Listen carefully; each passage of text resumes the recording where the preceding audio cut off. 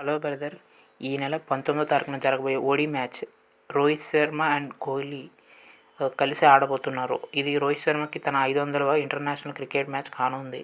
And ఇది వీళ్ళిద్దరూ Asia cup తర్వాత తొలి మ్యాచ్ కాబోతుంది. అది ఆస్ట్రేలియా పెరిత్ గ్రౌండ్లో.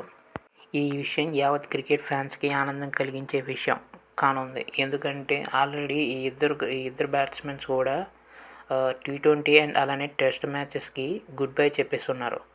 అండ్ ఇంక ఉన్నది ఓడి మాత్రమే. అండ్ వీళ్ళ లక్ష్యం ఏంటంటే 2027 వరల్డ్ కప్లో వీళ్ళిద్దరూ ఆడాలనుకుంటున్నారు.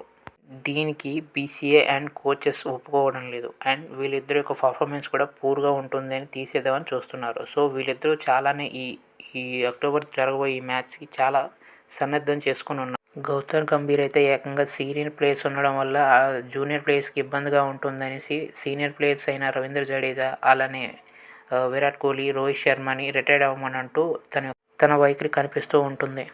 ఈ ఇద్దరి క్రికెట్ దిగ్గజాలకి ఆస్ట్రేలియా క్రికెట్ బోర్డు ఏమో సెండ్ ఆఫ్ ఇవ్వబోతుంది. మన బోర్డు వీళ్ళని భారంగా చూస్తుంటే అదర్ బోర్డ్స్ వీళ్ళ గొప్పతనాన్ని ప్రపంచానికి తెలియచేయాలనుకుంటుంది. ఈ వీడియో ఇన్ఫర్మేటివ్గా ఉంటే లైక్ చేయండి, సబ్స్క్రైబ్ చేయండి.